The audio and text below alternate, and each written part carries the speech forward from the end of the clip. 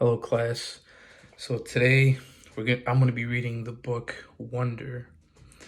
Um, this book we're going to be reading through for the next couple um, days. But before I start reading, I passed out a sheet that has a question, and this question is for you guys to start thinking about. Um, the book and some of the things we're going to encounter in the book. And the question is related to an instance or a situation that you've encountered in your life where you felt like you didn't fit in, like you didn't belong.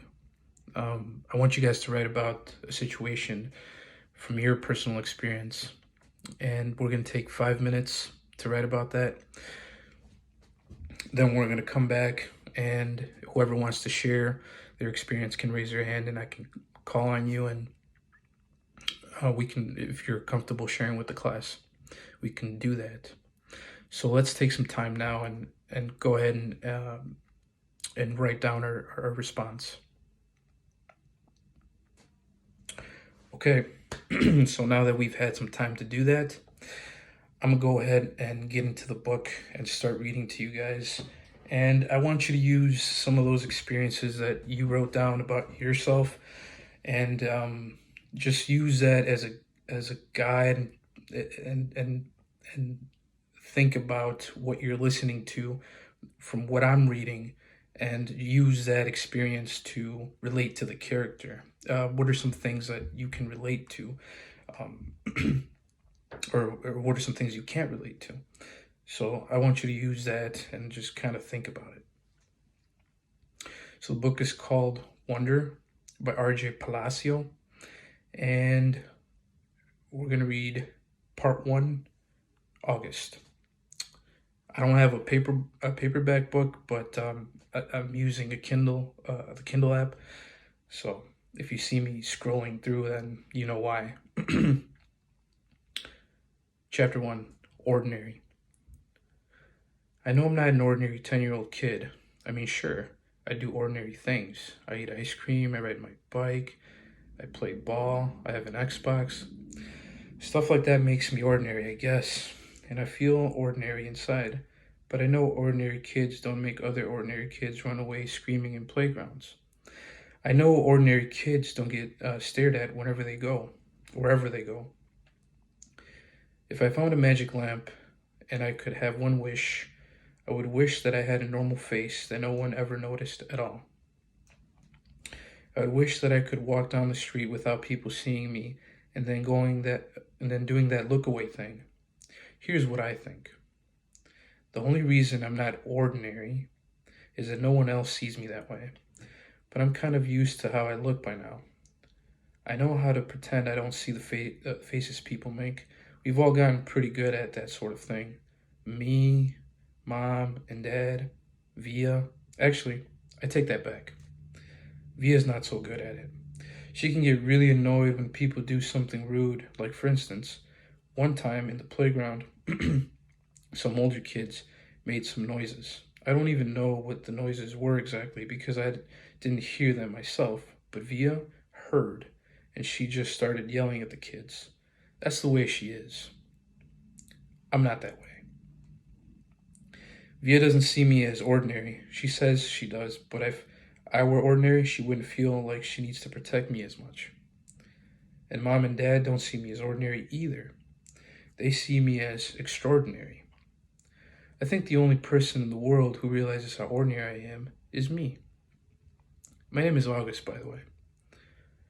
I won't describe what I look like. Whatever you're thinking, it's probably worse. Chapter 2. By the way, the chapters in this book are very short chapters. It's arranged in parts. This is part 1, and there's multiple chapters in part 1, and the chapters are very short. So, as I read through it, you'll notice that. So, chapter 2, why I didn't go to school. Next week I start 5th grade. Since I've never been to a real school before, I'm pretty much totally and completely petrified. People think I haven't gone to school because of the way I look, but it's not that. It's because of all the surgeries I've had. 27 since I was born. The bigger ones happened before I was even 4 years old, so I don't remember those. But I've had 2 or 3 surgeries every year since then. Some big, some small, and because I'm little for my age and I have some other medical mysteries that doctors never really figured out, I used to get sick a lot. That's why my parents decided it was better if I didn't go to school. I'm much stronger now though. The last surgery I had was 8 months ago, and I probably won't have to have any more for another couple of years. Mom homeschools me. She used to be a children's book illustrator. She draws really great fairies and mermaids. Her boy stuff isn't so hot though. She once tried to draw me as Darth Vader, but it ended up looking like some weird mushroom shaped robot. I haven't seen her draw anything in a long time. I think she's too busy taking care of me and Via. I can't say I always wanted to go to school because that wouldn't be exactly true. What I wanted was to go to school, but only if I could be like every other kid going to school, have lots of friends, hang out after school, and stuff like that. I have a few really good friends now. Christopher's my best friend, followed by Zachary and Alex. We've known each other since we were babies, and since they've always known me that way, the way I am, they're used to me. When we were little, we used to have play dates all the time, but then Christopher moved to Bridgeport in Connecticut. That's more than an hour away from where I live in North River Heights, which is at the top tip of Manhattan. And Zachary and Alex started going to school. It's funny, even though Christopher's the one who moved far away, I still see him more than I see Zachary and Alex. They have all these new friends now. If we bump into each other on the street, they're still nice to me though. They always say hello. I have other friends too, but not as good as Christopher and Zach and Alex were. For instance, Zach and Alex always invited me to their birthday parties when we were little, but Joel and Eamon and Gabe never did. Ema invited me once, but I haven't seen her in a long time. And of course, I always go to Christopher's birthday. Maybe I'm making too big of a deal about birthday parties. Chapter 3, How I Came to Life. I like when Mom tells a story because it makes me laugh so much. It's not funny in the way a joke is funny. But when Mom tells it, Via and I just start cracking up. So when I was in my mom's stomach, no one had any idea I would come out looking the way I look. Mom had Via 4 years before, and that had been such a walk in the park, Mom's expression, that there was no reason to run any special tests. About 2 months before I was born, the doctors realized there was something wrong with my face, but they didn't think it was going to be bad. They told Mom and Dad I had a cleft palate and some other stuff going on. They called it small anomalies. So a cleft palate, I'm not too familiar with it, but I think it's a medical condition. I think you're born with it, and it's usually like a small cut on the lip, and it's something that can be fixed with a surgery. But if I wanted to explain to you guys what a cleft palate is, just in case you guys are wondering. There were 2 nurses in the delivery room the night I was born. One was very nice and sweet. The other one, Mom said, did not seem at all nice or sweet. She had very big arms, and here comes the funny part. She kept farting. Like she'd bring Mom some ice chips and then fart. She checked Mom's blood pressure and fart.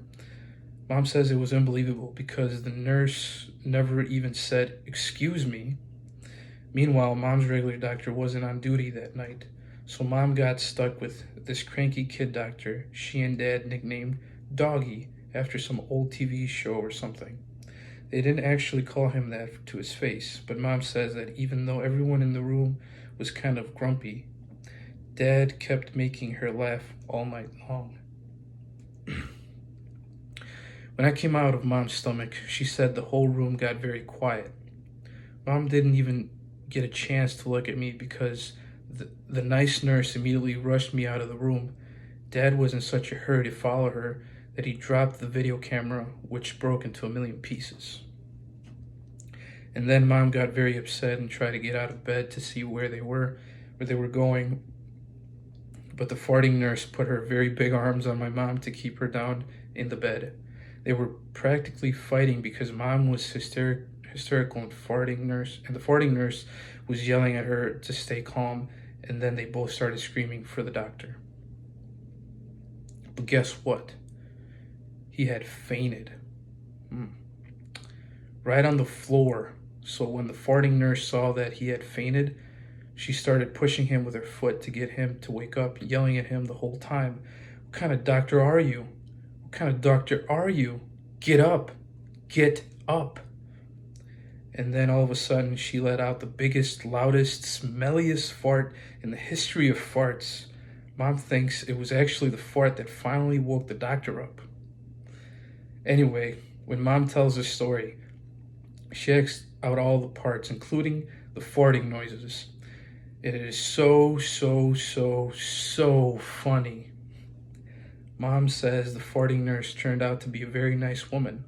She stayed with Mom the whole time, didn't leave her side even after Dad came back and the doctors told them how sick I was. Mom remembers exactly what the nurse whispered in her ear when the doctor told her I probably wouldn't live through the night. Everyone born of God overcometh the world. And the next day, after I had lived through the night, it was that nurse who held Mom's hand when they brought her to meet me for the first time. Mom says by then they had told her all about me. She had been preparing herself for seeing me, but she says that when she looked down into my tiny mushed up face for the first time, all she could see was how pretty my eyes were. Mom is beautiful, by the way, and Dad is handsome. Via is pretty, in case you were wondering. Okay, so there you have it. That's the beginning of the book Wonder. And after I'm done reading, I would have students, in-class discussion with students, and ask them what they think, first of all, how they connect their own personal experience to that of August. And even though their experiences might be completely different, how is it that they can relate how he feels, or that feeling of not fitting in. And then I will also ask the class to think about, is it, in situations, is it better to fit in or is it better to stand out? And so that's my read aloud for the book Wonder. Hopefully it wasn't too terrible. It's kind of hard doing this sort of thing with no students, but I hope you guys enjoyed it.